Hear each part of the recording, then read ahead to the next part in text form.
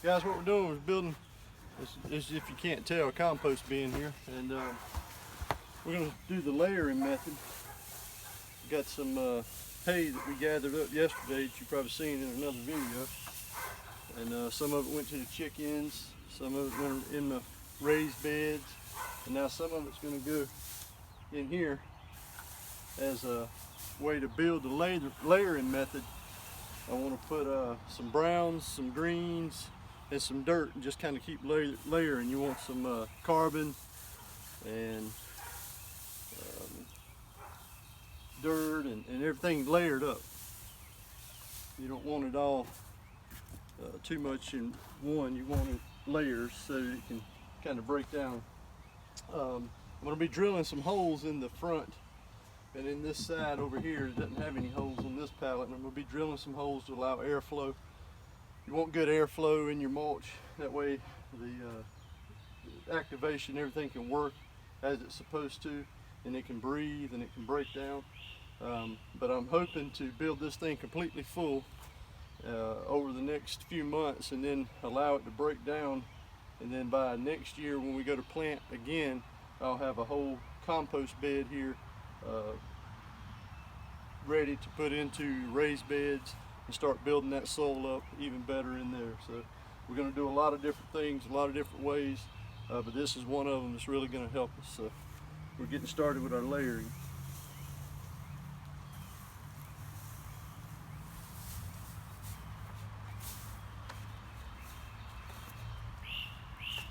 We'll get some browns.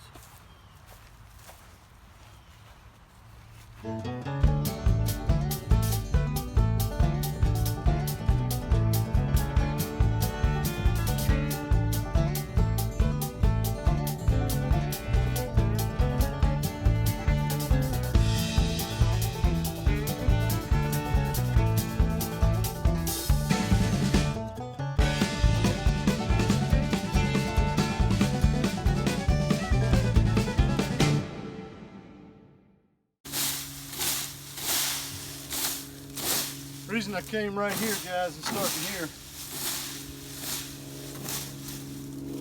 this is a big pecan tree right here. These pecan leaves, they break down a lot faster than oak leaves, which is the other tree that I have in my yard. And if you look closely, come in and show them, Hunter. You look closely here, a lot of this stuff is already more or less composted leaves under here. Stuff is broke down, and I'm going to put that right into the mix along with these that are already just starting to break down. That way I'm getting a head start, adding some fine particles that are already broke down in with the bigger ones. There again, we just want to keep that layering. Just like in nature, this is prime example. This is exactly how nature does it. You get a little green, you get a little brown, and they just compost, break down over time, and they keep layering. I want to do the same thing. I've done that on a big scale in some of the raised beds that we have, just to get them started. And it's going to take a few years to get them up to speed because of that. Because there'll be decomposing matter in the soil.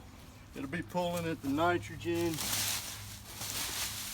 pulling at the carbon at different times, and I know I'll have to compensate, but that's probably better than not doing anything at all.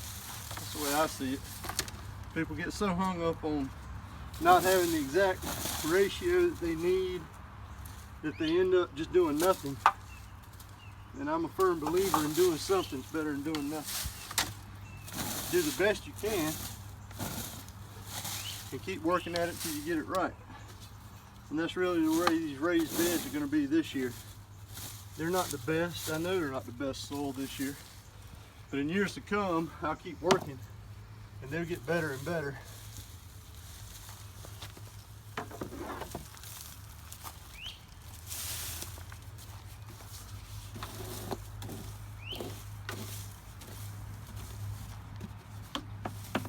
If you get a little green while you're going, that's even better, guys. All this stuff, you can add it right in.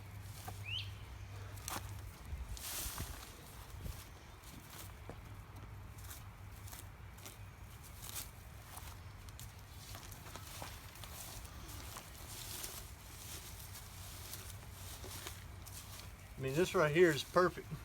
If I can move the deck and plant right into that stuff, it'd be awesome. It's been, what? How many years has this been here, Your Honor? 3?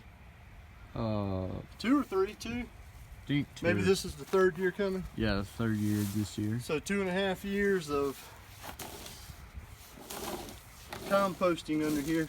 Everything that was here was green. It was all grass. All of that broke down. All the roots that were in the soil, all of the grass that was here broke down. Then all your leaves, the browns, come in on top of it, layered, broke down, just became beautiful mulch under here. It's just black. And honestly, I'm probably going to come back for the last raised bed that I just put in that I haven't showed you guys. Well, we've got a picture of us putting it there, but we haven't shown you what we put in it. More or less more of the same. What we're doing right now, just a layered effect of hay and browns and greens. And it's supposed to rain, start raining here shortly, and rain for the next 2 days. And I'm gonna let it rain on it and just kind of settle it, beat it down. And then I'm gonna come back and I'm gonna rake under here real good.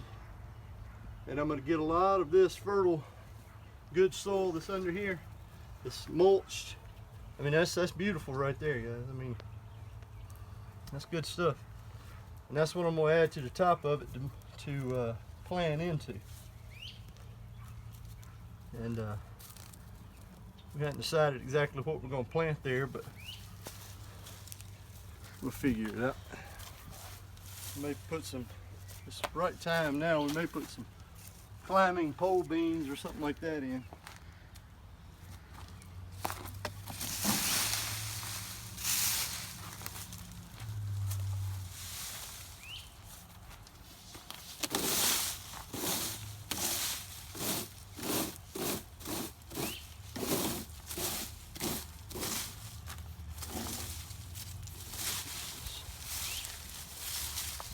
Some wood shavings mixed in.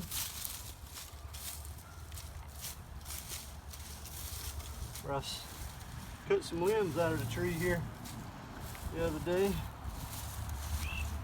It'll help too.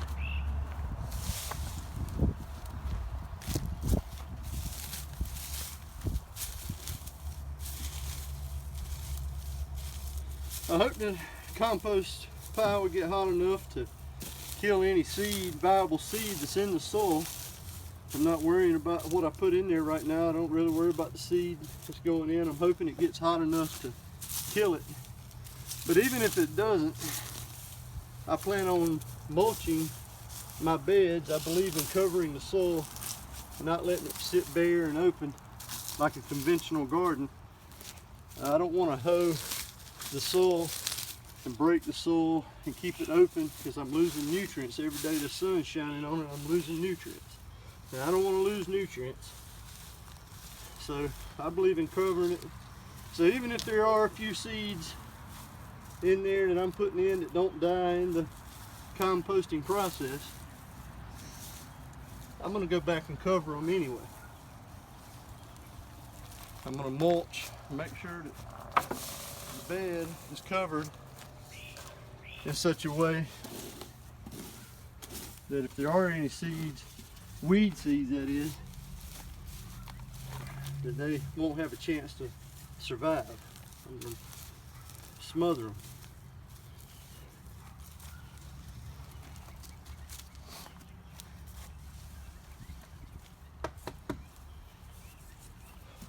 Alright guys,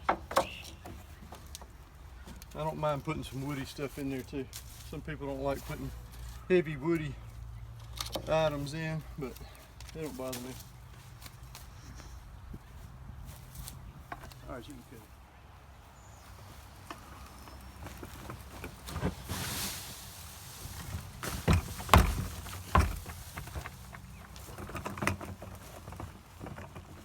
All right. The hay is already starting to compost and break down. It's not real fresh hay. It's a year old. It's been sitting in the pasture in the round bale, but it's breaking down. Okay, so a lot of people say that's let's say neutral. It's neither high in carbon nor high in nitrogen because it's already to the point where it's reached a neutral zone. All right, I've got my soil underneath, which this area has been gardened before. It's got a lot of worms. It's pretty fertile soil back here. So I've got my good soil underneath that I exposed. I took the top layer off of most of this to level it up, and that's what I'll be adding back in as I go. So I've exposed the soil, I've put a neutral layer, I've put a layer of brown. Got a little greens mixed in with it, got a little already mulched soil that I explained mixed in with it. Now we're going to go out and gather just from around the edge of the yard or edge of the trees. We're just going to gather up a good layer of greens, just pure nitrogen. It's springtime. Everything's just really green right now, full of nitrogen. So now I'm going to add a layer of that, and then we'll add a layer of soil, and we'll keep doing that as we go.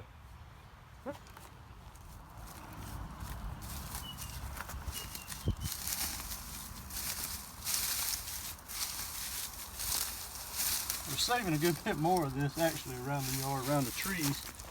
And a buddy of mine was asking about a new weed eater I bought, and I hadn't used it. I said, well, let me get out and try it out so I can give him a review of it. So I cut down a good bit of this that I've been saving, but that's okay. I'm sure we can scrounge up enough of it. Well, listen guys, all these leaves and things that are in here that's been up against this tree, throw it right in there.